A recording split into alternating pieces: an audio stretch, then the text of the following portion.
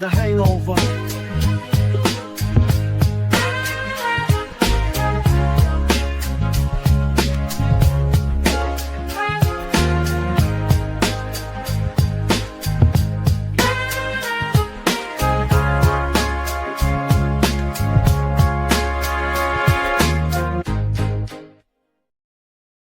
What is up, gentlemen? What do we have here?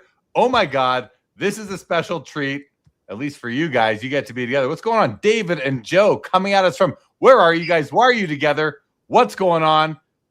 Joe Poirot, tell us the story. Well, we are in Kihei.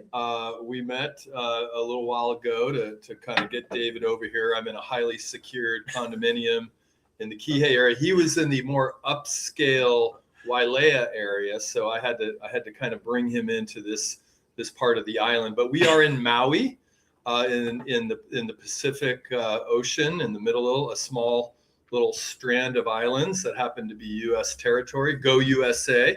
And I'll turn it over to my illustrious colleague David Chase. We're hanging out together. We're having a great time. We're having complete opposite trips right now. Joe is detoxing and being very healthy and going on runs and feeling the breeze and watching moonrises. And I am toxing because I am eating. I've gained 20 pounds. I'm mixing every alcohol imaginable, from rum to vodka. I've learned to mainline scones and croissants for breakfast buffets. We're having exact opposite situations, but we've met here and we're having a great time now, talking cards, hanging out. We're going to lunch, and we wished you were here with us, Jeremy. Man, well, listen, I am so jealous that I'm not there with you guys. I mean, that's why you guys are in Hawaii. It's sunny there. You're wearing your glasses. I'm wearing my shades too. I'm gonna at least pretend like I'm hanging out with you guys in Hawaii. This is an episode that has a very bright future. We all got to wear shades. So I'm happy to be here with you guys. Wish I was there, but damn. Anyway, it's good to have you. I love seeing you guys together. This is Sports Cards Live full circle. This is incredible. Guys, we're going to do a quick episode of The Hangover here. We are recording here on Monday. It's June 29th, and we just had Sports Cards Live on Saturday. It was a fun episode. Joe, you were already in Hawaii. You weren't able to make it. David, you were in Hawaii, but you did join for the first half. You had some time away from the vacation. And listen, I mean, it was a fun episode. We had Chad Hawk on from GCC. And Joe, you didn't get to be a part of the show, but you watched it. What kind of any sort of takeaways, any thoughts about that? Because guys, we have some cards to show, but we're gonna have a quick chat first. So Joe, any kind of thoughts about the episode on Saturday?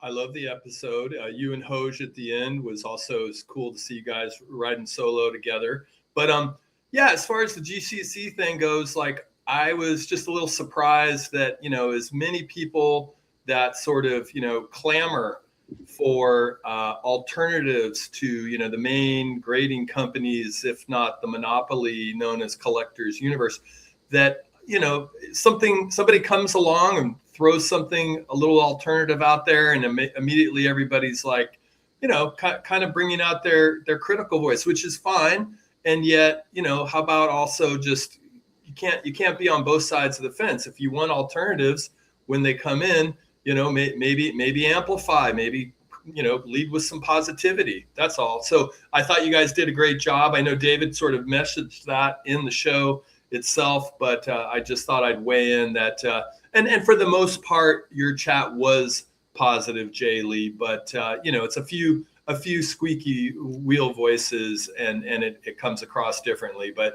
overall, great show, and it was fun to listen in. Yeah, cool, man. I agree with you. There was some negativity. There was some positivity as well. And it's really easy to run other people's companies for them. It's really easy to talk about business ideas, yet never come up with one yourself, right? And that's what people do, and that's what the internet brings us. And it is what it is. But we learn, and I'm sure Chad is an example who's on other entrepreneurs in the hobby and elsewhere. Learned to have a thick skin and really just focus on some of the good stuff and some of the encouraging feedback that they get. So yeah, I wish them well. We'll see how that business goes in time and what other options come out there competition wise as well. David, any kind of final thoughts from you on that episode of Sports Cards Live? Yeah, I mean, I want there to be new innovative companies in the industry. I want to be welcoming with them. I understand being skeptical. I feel like we've had a lot of companies that have come in that maybe we feel that they took advantage of us as a hobby. I don't think this is one of those companies. I really do think that they are somebody who is trying to do things that's going to open up grading and make it where there's less junk slabs to grade, which could open up the ability for us to get our cards graded. So I did like that. I am a little offended that when Joe started this conversation, he only mentions the part that I was off the air, how you and Hoj had a great ending of the show, but I'm slowly getting over it. And give me 2 more of these and I'll be 100% over it. So we're good. Yeah. Well, it was a good half with you, David. The second, listen, you are on vacation. You couldn't be there the whole time. I hope you're happy for us that we had a good second half without you. No? Oh, of course. I'm extremely excited for no. Of course I am. I love Sports Cards Live. I don't need to be on the whole thing. And then, you know what? And I loved the Hangover last week. I told you guys with you two doing it together, old school also. So yeah, I love every part of this show. I think the real story was the absence of Josh Adams. He's developing quite a following, and when he's not there, it sort of gets people up in arms. So I don't know if we're working on that. I don't know what if people can reach out to Josh, where he is, what happened, but hopefully he's alive. Well, he is. He's alive. He reached out. He's also been given a warning, and he knows that if he continues to make poor decisions like going to weddings with his wife instead of coming on Sports Cards Live, he knows that he's on a short leash right now. And I think let's just say that I don't think he'll be missing another show ever. I think he gets it now. So good. Yeah. Make sure his permission slip is signed by a guardian. And absolutely. Absolutely. Well, guys, again, this is the Hangover exclusive content on the Sports Card Clubhouse coming to you from Sports Cards Live and Hawaii I think this is the very first time SCL, any Sports Cards Live content has come live from Hawaii. But look at these two guys over here. Come on, guys. Let's give a hug. Let's see some sort of warmth. Yeah, there we go. Look at you guys.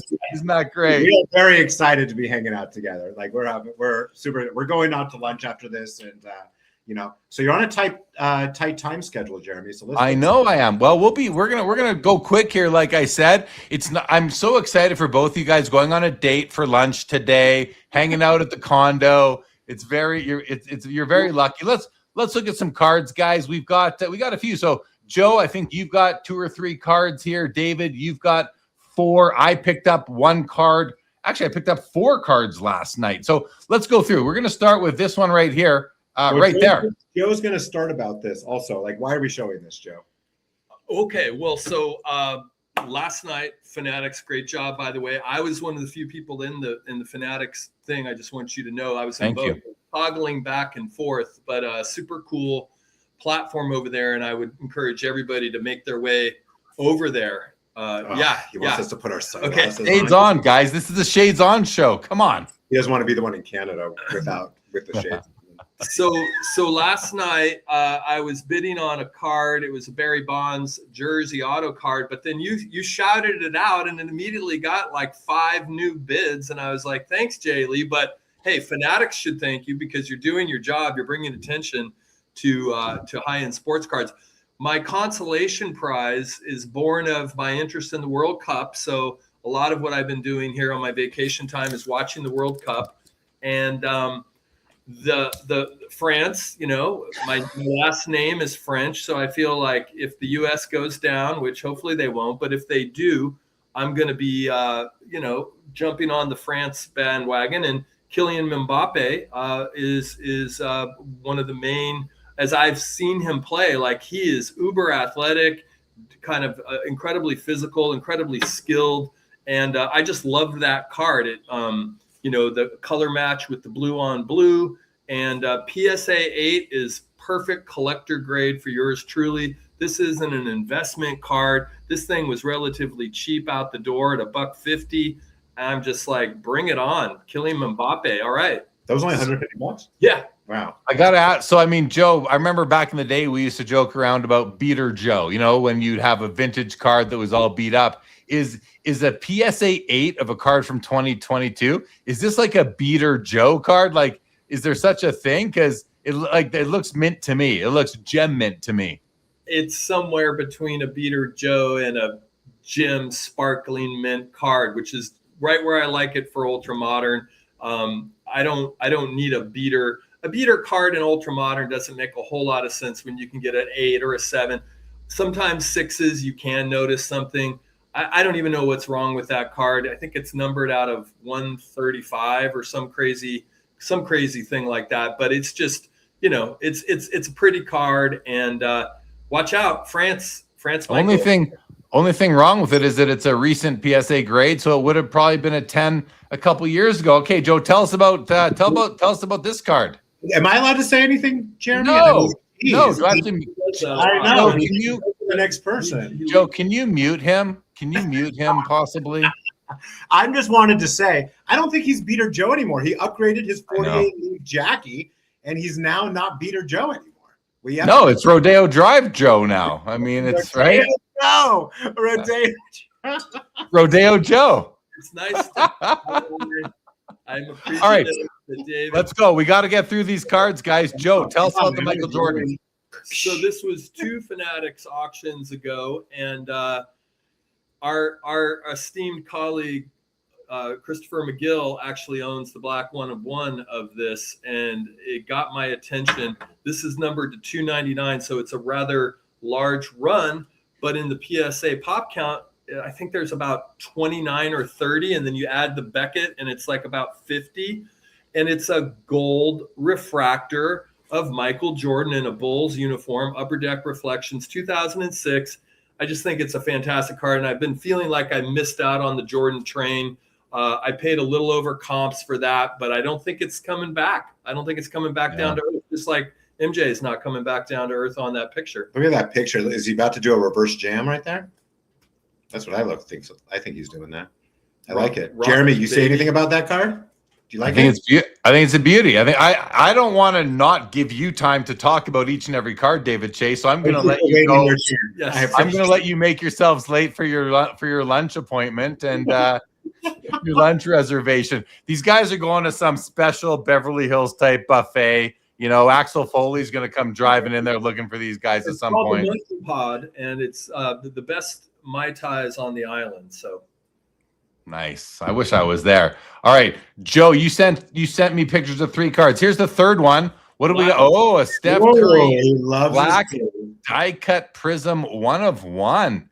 Joe, what is this? This is a big piece. Oh, I like that. So yeah, this is the only die cut. They do 1 die cut out of the premier it's the concourse. It's one of the selects only does a die cut, and I honestly think I got a better deal because the card is tilted in the slab. I don't know. Mm-hmm. I love that. You know, I had to go to the actual PSA website just to see the straight one, which you can get the card straight. So that probably will be what I do when I get my hands on it, is make sure it's straight in that slab. But yeah, it's a Curry black prism 1 of 1. I mean, there's not a whole lot more to say. It's a base card version, and I'm super stoked to bring it in.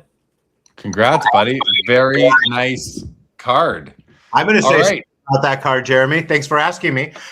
For that card, I just like to tell you, there's a lot of people that hate it when the card looks like a mess in the slab, right? Mike Petty, he would never buy a card like that. He cares about what it looks like in the slab. I'm okay with it. You can always get it reholdered and spend $18 and wait 7 months. But you know what? You can sometimes get a discount by doing that, and it's worth it. All right. Well, that's interesting that you said that. Also, it's a PSA 7, I'll just note, which doesn't matter for a black 1 of 1 because it's the only one in existence. But I will also say it may or may not have been a floaty case with the PSA because it's a die cut. Totally. So it might have, it may be. So, but it's unclear to me if that's something that PSA does have a case that will snugly, securely, maybe Jay Lee knows. No, they put cards in whatever case they have in inventory. They don't really care if the card fits the slab. That's become obvious over the years. So, like David said, if it can save you money, great. But just sort of is what it is, right? But no, great card, Joe. It's a monster card. So way to go, buddy. Congratulations as you build up that Steph Curry collection. All right. I picked up 3 cards last night on eBay and 1 on Fanatics Collect. I showed the Fanatics Collect one earlier a few minutes ago by accident, but I picked up this 49 Bowman Warren Spahn just last night. This isn't a PSA 5 holder. This card isn't very expensive. I got it for about $500, but it's just super well centered, great color. I mean, it's like the perfect card for my collection. I love collecting Warren Spahn cards. I'm going to trade away a few of my later Spahn cards to pay for this one. And I'm still in the hunt or in the market for the Yogi Berra from this set to go into the flight. But this is a great card. I can now sub this into my 49 Bowman flight along with the Campanella, the Page, and the Musial, which I recently picked up as well. So excited to add that to the collection. And then these next ones, I don't know. I think I showed you, David. I don't know if you've seen these ones. No. So last night I picked up commentary over your card. They keep going. That's fine. Hey, if you have nice things to say about my card, please, by all means. I want to say something nice about that card. I love that card. 49. I thought I was going to rip on this card. 49 Bowman, great, one of the best sets of all time. I love that you're picking up a new flight. I like that this is your red for the moment, but the red can also have other cards, which we spoke about in your first, like, oh, I only want one of each color. But I now think that you're starting to unshackle yourself. Yeah, maybe. The multiple red cards, which I love.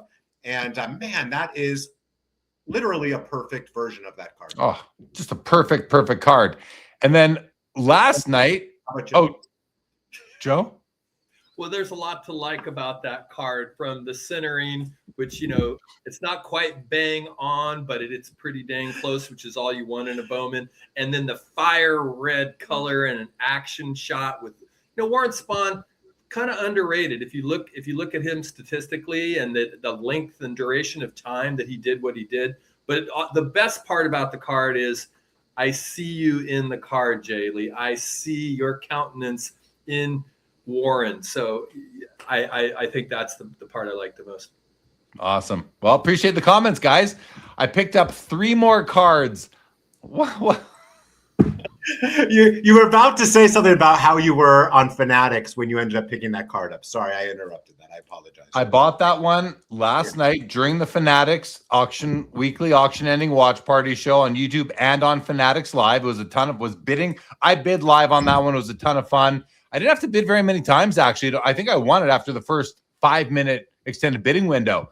But I wasn't able, so there were some cards ending on eBay last night while I was streaming the Fanatics show. I couldn't bid on those live because I was busy running the show. So I had to put in max bids early on. I didn't snipe these cards, and I put on max bids on probably 8 different cards of this player. And after I was done my live stream, I went to see what I had bought, not knowing if I bought 0, 1, 2, 3, 4, 5, 6, 7, or 8 cards. I ended up winning 3 of the auctions. So I'll show you what they are. I picked up, that's a big picture. I picked up this this Pedro Martinez game worn patch card, numbered out of 49. It's a Fleer card. Also grabbed this one, Tools of the Trade, an absolute memorabilia game used patch card. And finally, this one here from Upper Deck, another Pedro Martinez game used patch card. And so I went from basically having, I think, 1 or 2 Pedro Martinez game use patch cards to 3 of them. Those are them. And these were, these are not expensive cards, but they're pretty awesome. And so I picked those up last night, hoping to pick them up at the National. I bought them on eBay from a guy who's got a well-known seller who's got a booth there. So I'm hoping to pick them up from him at the show. I've got to hear back still. Yes, David Chase. Thank you, Jeremy Lee. For Pedro, that was during the time when I really watched a lot of baseball, and he was the best pitcher by far, I guess like right after Roger Clemens, during that time frame. How collected is he in for newer cards? Like, is he a very highly collected player in today's market? I think he's definitely got a few people who do collect him, and I've run into some of them as I've tried to find more of his cards to add to my collection. And he's got all the big 90s cards and all that. They're and they get very expensive, as you could well imagine. So I don't have very many. It's kind of one of these things where I'm only recently into collecting his stuff. And as I'm talking right now, I'm trying to find a picture on my camera roll here from a couple years ago at the National, where I was walking out of a restaurant one night, or into a restaurant, and lo and behold, Pedro's walking out of I found it. Pedro's walking out of that restaurant. And this was July 29th, 2023. There's me and Pedro just outside a steakhouse. So, it's kind of fun. And he was super cool. He would have hung. It felt like if he didn't have a ride to get into, he was willing to hang out and chit chat with me and a few others for as long as we wanted. Like, he was just a cool guy, happy to be there. And of course, he's one of the most lethal pitchers of all time. He was the kind of player that if the opposing pitcher was messing with any of his teammates, he was going to come back and bean somebody the next inning, like aim for your head kind of player. But he had that accuracy. He had everything going. Probably my favorite pitcher of all time, Pedro Martinez, and it doesn't hurt that I got to meet him in person and had a great experience with that. So yeah, it's fun. It's a little player collection. So happy to have those. All right, we're gonna run David. Oh, Joe Poirot, please. Thank David. Thank you to the director of Sports Cards Live on The Hangover. Thank you, David Chase. Joe Poirot. You've met everybody. You've met Dr. J at another card show. That's true. Outside a restaurant as well. That was the year before in Atlantic City, I believe. That's right. All right. Well, speaking of Dr. J, let's talk about some of these cards that David Chase just picked up. David, can I bring the first one on the screen? Really? Why are we talking about Dr. J? I didn't pick up any Dr. J cards. What are you talking about, Joe? I was wondering if you would try to call me on that. I was just having fun. There was really no connection at all. It was okay. It was a good segue. Because David Chase, like the doctor, operates, and perhaps he was operating. I haven't seen these cards yet, so let's cut into the next. All right, here we go. Here's the first card that David, these cards you've actually picked up since you've been in Hawaii. You don't have delivery of them yet. I want to say one thing before, and sorry, we're going to be late to our reservation. That's okay. Joe and I were talking. We're like, wow, you know what? Even though we're on vacation, cards never stop. I have been still part of the time when I'm hanging out, I'm by the pool, I'm by the beach. I am spending those extra few minutes on Fanatics, on eBay. It never ends as a card collector, as we are just going through them and looking at my watch list and seeing what's about to happen. So, I put in so many different offers when I was chilling by the pool, kind of thing. So these are cards that I picked up while I've been out here in Hawaii. That's amazing. There's the picture of me and Dr. J. The lighting wasn't good, but there you can see. That was from July 28, 2022. All right, guys, here we go, David Chase. Tell us about this card here. What do we got here? This card is a 1964 Dutch Gum Beatles with Muhammad Ali. He has two of these cards with the Beatles. There's one that's horizontal and there's one that's vertical. I like this one that's horizontal a little bit more. You might have seen the photo where he's actually doing that to all the Beatles, and they're all kind of in a row and they're all kind of falling down. But I mean, look at this. We're meshing a 1964 Beatles card with the most iconic boxer of all time. I'm guessing how much this card cost. I don't remember because I was in Hawaii and probably had a few cocktails when I bought it, but I think it was like $130, something like that. Relatively reasonable for a card that probably has 40 in its pop. There's probably a bunch of them that are non-slabbed, but how cool is that card? Isn't that a very cool? Yeah. Very cool. What's this one here? Tell us about this card. This card I wouldn't have picked up, but I was talking to Mookie, and Mookie is a huge Bruce Springsteen fan. I said, Mookie, have you seen Bruce Springsteen's first card, his rookie card? I don't know what the hell this is. It's probably from like some teeny bopper magazine or something, but whatever it is, it's probably Bruce Springsteen's first card, at least the first one that I was able to figure out. It's also not an expensive card. It also does not have a high pop on it, Bruce has a mullet, which always gives him extra points. And he has my sunglasses on, which looks like too. So listen, to get an early edition Bruce Springsteen card for somewhere around like $100, and I showed it to Mookie, and I showed him a version of it that was raw. And I was like, look at this, Mookie. This is a card I feel like you would like. I literally looked at it 5 minutes later. It was already purchased. I go, did you just buy that card? He goes, yes, I did. So I ended up getting this slabbed one instead. It's from 1970. It says 1970s. Does that mean they don't know exactly when? Yeah, they don't know when it was. Whenever the Teeny Bopper magazine came out, I guess it came out during a quarter instead of a month or something. All right, what about, tell us about this one right here. This, another cool card. Wow. Are you seeing a theme of non-sports cards? Sorry, my vintage sports fans. So this is Black Sabbath's first card. At least I'm probably saying this all wrong. Listen, if you're a music person, I have no idea what I'm talking about, okay? I'm just trying to find cool early cards of bands and musicians that I think are badass. And who is it more badass than Ozzy? And this is him with Black Sabbath, very early edition. It's a cool card. Also, like the pop on this, I'm making up a number, like 23. You know, it's like something crazy like that. Very early edition and fun. Let's go to the next one. We don't want to take my favorite one of these pickups of yours is this one right here. Tell us about this card, Mr. David Chase. This is my favorite one too. Come on, baby, light my fire right here. Oh, yeah. 1968, Panini Cantanti, The Doors. I mean, look at how cool it is. Jim Morrison looks like he's on the front of a record album. Man, that's a very large photo you got there, Jeremy. I like it though. And I mean, look at this is a PSA 9. And for this card, it was, I could have been, there's one still online that is like a 6. And this one was like $100 more than that card. And I think the pop on this was something like 12 with 0 above it and that high grade. So I was like, you know what? The Doors are one of the most iconic bands of all time. That set is a very iconic set, that Cantanti set. And for it to be one of the earliest Doors cards with a very cool picture in a high grade, the bad words, I know, but the investor little bit side of me took control, and I ended up going instead of the PSA 6 to the 9. I know. It's okay. I'm sorry, everyone who hates me on Sports Cards Live. Because it's a cool card. It's a cool card, but I bought the higher grade for an extra $130. Okay. It's an amazing card.